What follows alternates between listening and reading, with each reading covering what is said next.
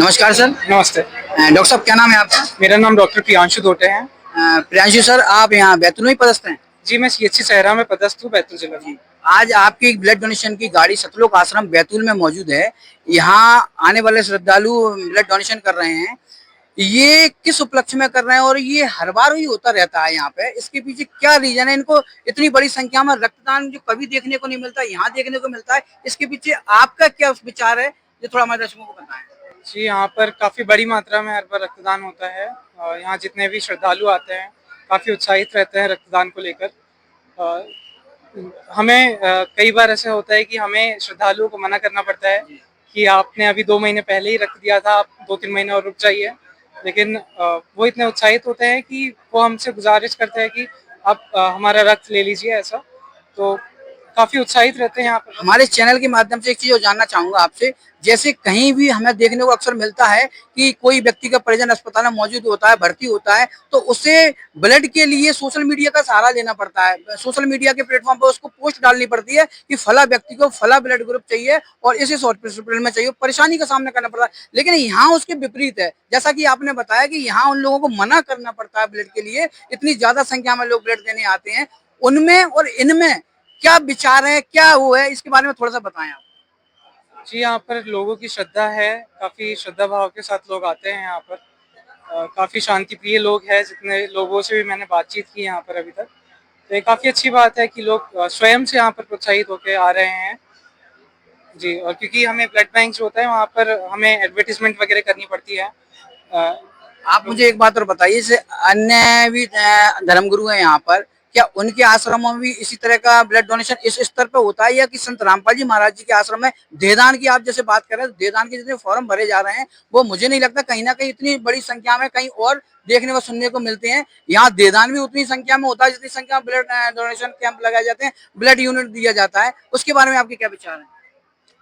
जी, इतनी बड़ी मात्रा में मैंने भी कहीं पर रक्तदान का शिविर आज तक नहीं देखा है, तो काफ़ी अच्छी बात है क्योंकि इतने दूर-दूर के राज्यों से यहाँ पर लोग इकट्ठे होते हैं।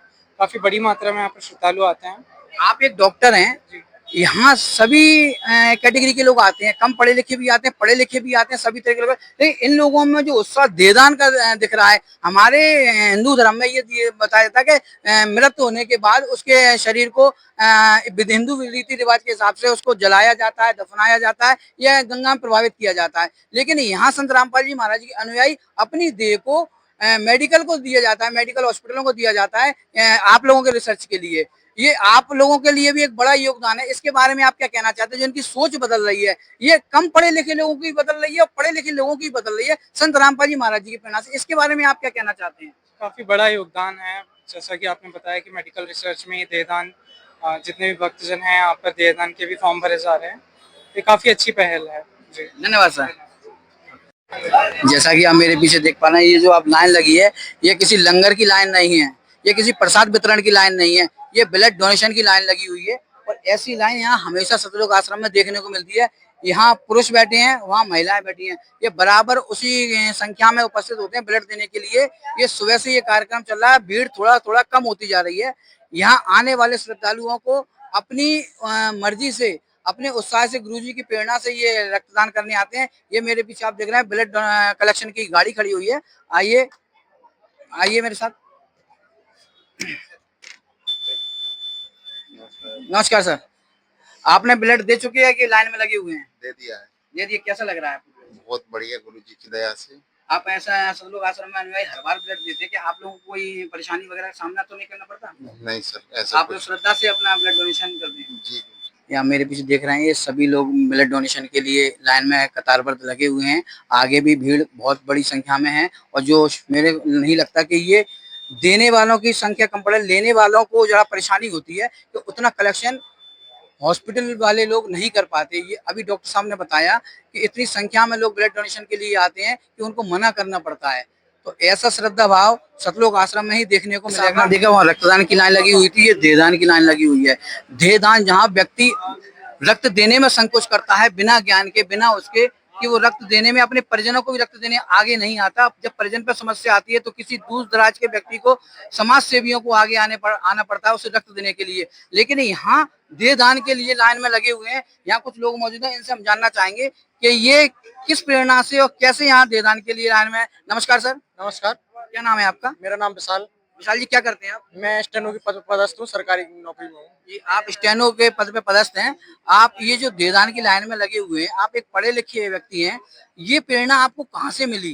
मुझे पूर्ण संत रामपाल जी महाराज जी से ये प्रेरणा मिली है, क्योंकि जगत कल्याण के लिए जो कर रहे हैं वो अद्वितीय है। तो उन्हीं से प्रेरणा पाकर मैं ये सब मतलब देहदान के लिए यहाँ पर उपस्थित हुआ हूँ। आप जब देहदान कर रहे हैं, आपके परिवारजन, शायद उन्हें पता नहीं होगा आपके परिवारजनों को कि आप यहाँ देहदान का फॉर्म भरने जा रहे हैं।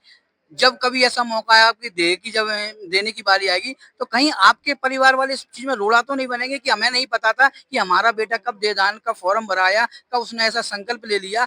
इसके बारे में आपने सोचा विचार किया कभी? नहीं, मेरे सर जी, मेरे पिताजी और मेरे दादाजी, दादी जी और मम्मी पहले ही देहदान का संकल्प वाला फॉर्म भर चुके हैं।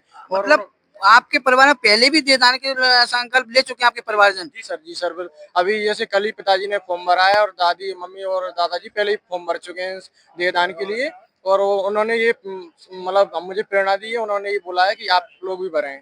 आप देख रहे हैं, ये स्टेनो के पद पर पदस्थ हैं, पीछे भी लाइन लगी हुई है। ये पढ़े लिखे लोग हैं और ये देहदान के लिए आगे बढ़ बढ़ के संकल्प ले रहे हैं। जब हमने इनसे जाना कि आपके परिवारजन नाराज तो नहीं होंगे, तो इन्होंने बताया कि सर मेरे परिवारजन पहले ही देहदान का फॉर्म भर चुके हैं, वो उस लाइन में पहले ही लग चुके हैं। तो ये समाज में बड़ा बदलाव आ रहा है। वास्तव में संत रामपाल जी महाराज जी की जो आध्यात्मिक क्रांति से लोगों के विचार बदल रहे हैं, वो इस विश्व के लिए एक सोचने पे मजबूर कर रहे हैं। आप बने रहिए केएमपी न्यूज के साथ। नमस्कार।